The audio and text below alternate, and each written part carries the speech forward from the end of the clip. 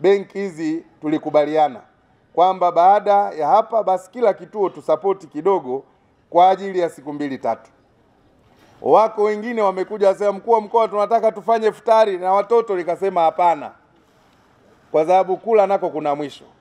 Sasa elekezeni nguvu tukarabati vituo na maeneo wanayoishi. Kama wana magodoro tukafanye assessment tuwapelekee magodoro. Kama kuna vitanda vizuri tufanye assessment tuwapelekee vitanda.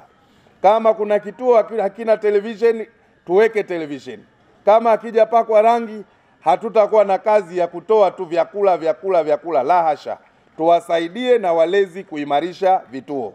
Kwa hiyo wako watu waliokuja kwangu wanania hiyo, nikaambia hapana, tubadilishe muktadha.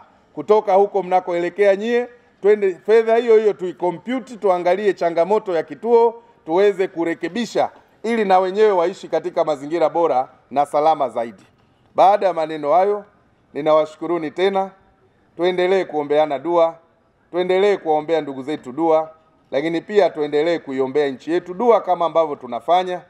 Shehe wa mkoa, tunaposema tuiombee nchi yetu, tuombee rais wetu, hatujipendekezi na wala sio uchawa. Ni maagizo ya Qur'ani, ni maagizo ya Biblia. Na ndio maana Biblia inasema mamlaka zote za dunia zimetoka kwa Bwana. Kwa hiyo mamlaka hii imewekwa na Bwana kwa madhumuni na nia fulani.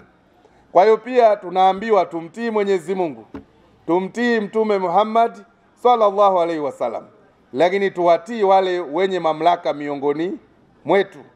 Hata balozi wa nyumba 10 kwenye mtaa wako mpe heshima yake, kwa sababu asingekuwepo yeye, Mungu asingeshuka kuja kuongoza watu kwenye ule mtaa. Anatumia viumbe wake, lazima waheshimiwe, waungwe mkono. Lakini wasipokuwa waadilifu, ni lazima tuwaambie kwamba hii si sawa. Kama wanakula rushwa tukatae, na tunazo njia za kuonyesha chuki yetu dhidi yao kwa mujibu wa utaratibu na kwa mujibu wa sheria, na si vinginevyo. Lakini unapofanya chakula katika sura hii, umetualika sisi, lakini watoto yatima umekwenda kula vituoni, wale walezi kwa siku 2 au 3 watapumzika kutoa chakula. Umefanya kitu kikubwa sana. Mtume anasema sallallahu alaihi wasallam, nyumba yoyote ambayo ndani yake yatima anatendewa vema, hapa duniani kule mbinguni huonekana kama nyota. Viumbe wa mbinguni huulizana, nyumba gani ile? Wanaambiwa ile ni nyumba, ile sio nyota. Nyota gani ile? Sasa sio nyota, ile ni nyumba, ndani yake yuko yatima anatendewa vizuri. Mimi na hakika kwa hadithi hii ya Mtume, hao viumbe walioko mbinguni wanaiangalia Tanzania sasa, na wanaona kuna nyota kubwa. Wanaulizana ile nyota inaitwa nini? Wameshajibizana kule, wamesema inaitwa Mwanza. Kwa nini inaitwa Mwanza? Pale yuko Saidi Mtanda, ametambua nafasi ya yatima.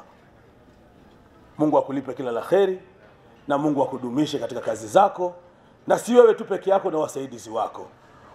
Naamini umewagusa na watu wenye vituo mbalimbali, watoto yatima na watu wengineo. Mungu akubariki sana.